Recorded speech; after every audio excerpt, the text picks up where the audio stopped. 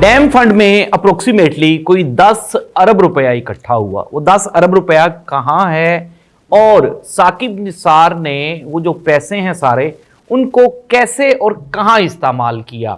नवाज शरीफ साहब का ये कहना है कि मेरी हुकूमत ख़त्म करने में चीफ जस्टिस जो थे उस वक्त के साकिब निसार साहब, उनका किरदार था, उन्होंने जानबूझ के मेरी हुकूमत ख़त्म की।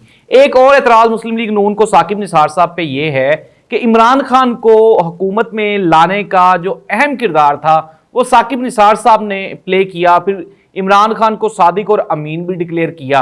क्या साकिब निसार ने वाकई इमरान खान को सादिक और अमीन डिक्लेयर किया या ये कहानी क्या थी? साकिब निसार साहब की जो ऑडियो लीक हुई उसकी क्या हकीकत थी? ये वो तमाम सवालात जिनके जवाबात आपको साकिब निसार साहब ही दे सकते हैं, हम बताएंगे आपको आज के इस प्रोग्राम में। नाज़रीन, गुज़श्ता रोज़ हमारी मुलाकात हुई जो हमारे साबिक चीफ जस्टिस थे साकिब निसार साहब, chief justice of supreme court.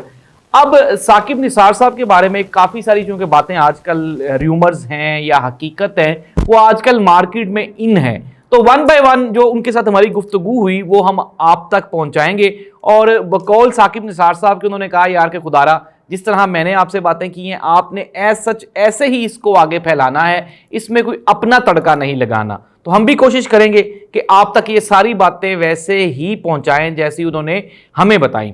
सबसे पहले सवाल के बारे में ये था कि डैम के पैसे, डैम फंड में इकट्ठे होने वाले पैसे वो कहाँ हैं, जिसके जवाब में साकिब निसार साहब ने कहा कि हम लोगों ने जब देखा कि पाकिस्तान में एनर्जी की, पानी की शदीद किल्लत है, तो हमने एक सेशन किया, उसमें हमने जितने भी एक्सपर्ट्स थे उनको इनवाइट किया और इनवाइट करने के बाद हमने उनसे प्रेजेंटेशन ली और उनसे पूछा कि जी डैम कैसे बन सकते हैं पाकिस्तान में, जिसके नतीजे पे जितने भी जो एक्सपर्ट्स थे उनकी ये राय थी कि कालाबाग डैम बनना चाहिए, क्योंकि कालाबाग डैम एक तो ऐसी लोकेशन पे वाक़या है जिससे सबसे ज़्यादा बेनिफिट्स हासिल किए जा सकते हैं और इसकी लागत सबसे कम होगी।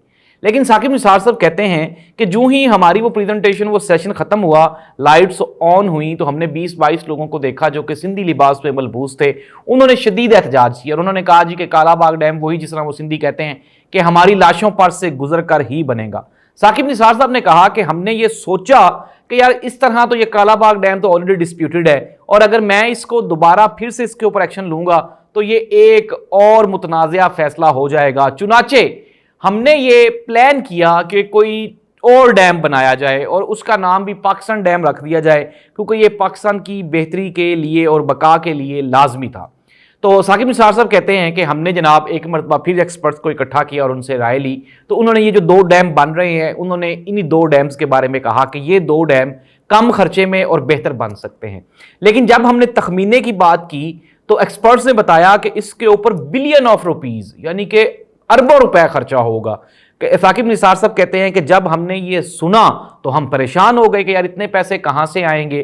तो साकिब निसार साहब ने कहा कि हमने ये प्लान किया कि ये जो पैसे हैं इसको इकट्ठा करने के लिए, चूंकि पाकिस्तानी हमेशा अच्छे काम के लिए चंदा देते हैं, हेल्प करते हैं गवर्नमेंट को, तो उन्होंने कहा कि हमने एक और फंड कायम कर दिया और डैम फंड का नाम रखा और हमने ये कोशिश की कि जितने भी पैसे आए, जितना भी फंड आए, वो डायरेक्ट वहां पे जो अकाउंट है उनमें जाए। साकिब निसार साहब ये कहते हैं कि मेरा एक दोस्त था, मेरे पास बैठा था, उसने 5 लाख एक जेब से और 5 लाख दूसरी जेब से निकाल के मेरे टेबल पे रखा और कहा कि जी 10 लाख रुपया मैं डैम फंड में देना चाहता हूं।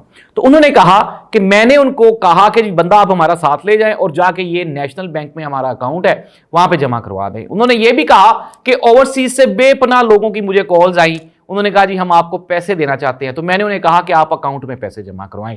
इसके अलावा खवातीन ने और बच्चों ने, बूढ़ों ने, सब ने इसमें बेपनाह शमूलियत इख्तियार की। इवन कि उन्होंने ये भी बताया कि कई खवातीन ने यह कहा कि हम अपने जेवर तक डोनेट करना चाहती हैं इस डैम फंड में, क्योंकि ये पाकिस्तान के लिए इंतहाई ज़रूरी है। तो साकिब निसार साहब कहते हैं कि मुझे बड़ी खुशी हुई, लेकिन हमने किसी से एक नकदी रुपया भी वो नकद नहीं लिया और हमने कोशिश की कि सारे पैसे वो अकाउंट में जमा हो जाएं। ये एक ऐसा सवाल है कि डैम के पैसे कहाँ हैं जो हर पाकिस्तानी जाना है, क्योंकि अप्रोक्सीमेटली हर पाकिस्तानी ने इसमें कंट्रीब्यूट किया। अच्छा, अब मैं आपको बताता हूं कि डैम के पैसे हैं कहाँ। साकिब निसार साहब ने बताया कि जी तकरीबन अप्रोक्सीमेटली कुछ 10 अरब रुपया इकट्ठा हुआ इस मद में, लेकिन वो कहते हैं कि ये पैसे इकट्ठे होते होते चूंकि मेरी रिटायरमेंट करीब आ गई तो फिर जाहिर सी बात है कि अब डैम इतनी तेजी से तो नहीं बन सकता था। फिर उन्होंने कहा कि जी हमने स्टेट बैंक में अकाउंट में ये सारे पैसे रखे और वहां पे जो उस वक्त के जो 5 जजेस पे मुश्तमिल एक काबीना एक कमेटी तश्कील दी जो इसको टेक केयर करेगी। और साकिब निसार साहब कहते हैं उसमें हमने एक जज ऐसा भी रखा है जिसकी रिटायरमेंट 2027 में जाके होनी है, ताकि ये जो डैम के पैसे हैं ये महफूज रहें और ये वहीं पे खर्च हों जहां पे ये खर्च होने चाहिए थे। अब एक और खुशखबरी है पाकिस्तानियों के लिए कि 10 अरब रुपया इकट्ठा हुआ डैम फंड में, 10 अरब रुपया। तो साकिब निसार साहब ने हमें बताया, उन्होंने कहा कि जो स्टेट बैंक ऑफ पाकिस्तान की पॉलिसी थी, उन्होंने कहा कि आपकी ये 10 अरब रुपए हम इन्वेस्टमेंट करते हैं और इसका जो प्रॉफिट होगा ये इन्वेस्टमेंट सिक्योर होगी और इसका प्रॉफिट भी हम आपके डैम फंड में डालेंगे। तो इस वक्त वो जो 10 अरब रुपया था उसमें 9 अरब रुपया प्रॉफिट के तौर पे ऐड हो चुका है और 19 अरब रुपया वो आज भी डैम फंड में महफूज है और जो डैम वहां पे भाषा और वो डैम बन रहे हैं उनके ऊपर वो पैसे आहिस्ता आहिस्ता ग्रेजुअली खर्च हो रहे हैं और आपके दिए हुए जितने भी पैसे जो डैम फंड में आपने दिए थे वो सारे के सारे महफूज हैं। तो नाज़रीन ये एक बहुत बड़ी खुशखबरी है उन पाकिस्तानियों के लिए जो मुझसे भी कई लोगों ने सवाल पूछा जी कि आप साकिब निसार साहब से मिले तो आपने डैम फंड के बारे में पूछना था कि पैसे कहाँ गए। तो ये हैं डैम फंड की कहानी कि डैम फंड में इकट्ठे होने वाले 10 अरब रुपए इस वक्त 19 अरब रुपए की सूरत में स्टेट बैंक ऑफ पाकिस्तान के अकाउंट में पड़े हुए हैं।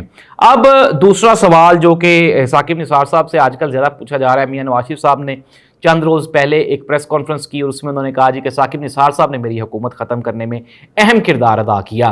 तो हमने भी पूछा कि साकिब निसार साहब आपने मियां नवाज शरीफ साहब के साथ बड़ी ज़्यादती की, बड़ा जुल्म किया, तो ये कैसे हुआ। उन्होंने हमें बताया कि मियां मोहम्मद नवाज शरीफ साहब के साथ मेरे बहुत अच्छे रिलेशंस हैं और मेरी उनके साथ पुरानी वाबस्तगी है, दोस्ती है।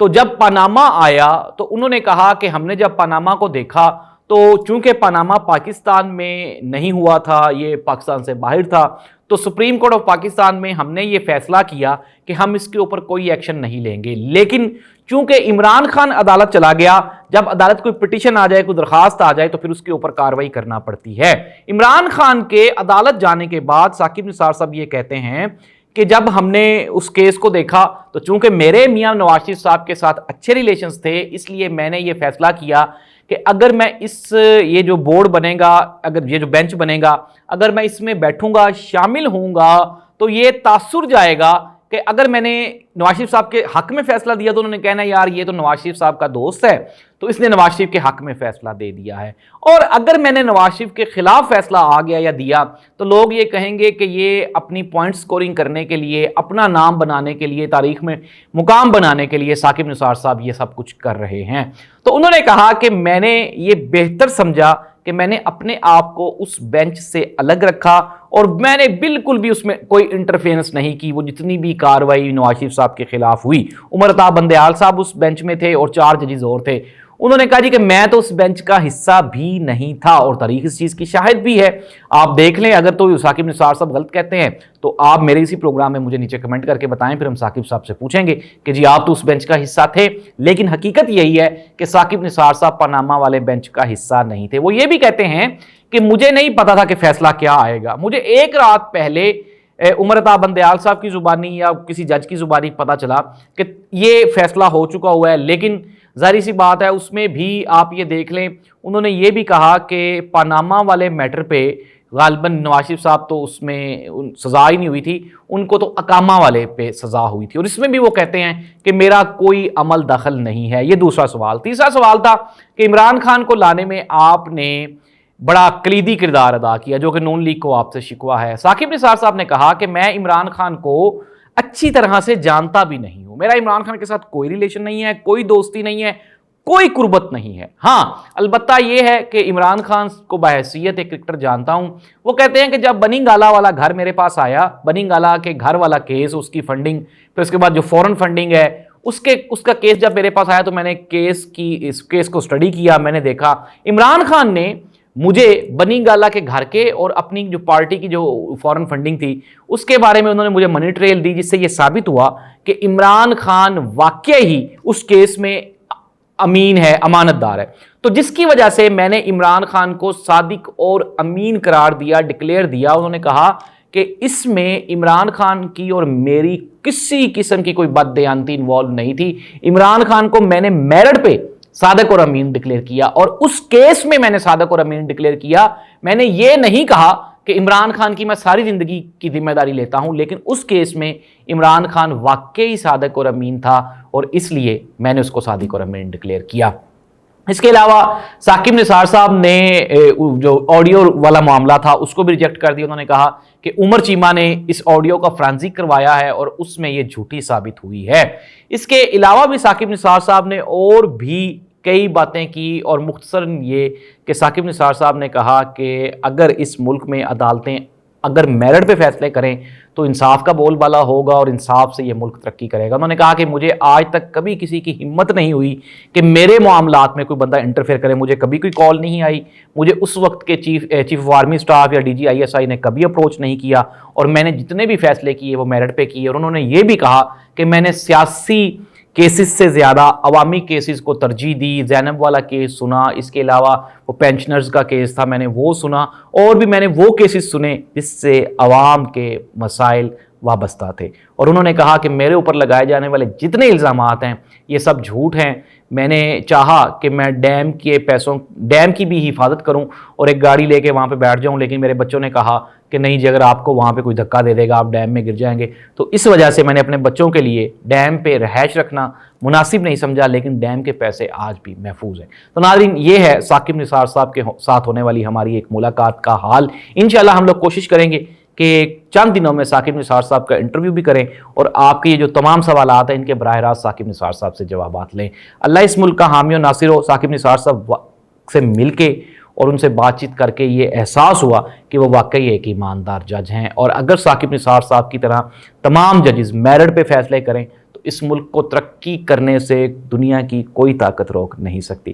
اللہ تعالیٰ ثاقب نثار صاحب کو صحت تندرستی دے اور وہ اسی طرح سے سچ بولتے رہیں. اللہ تعالیٰ اس ملک کا حامی و ناصر ہو. اللہ حافظ.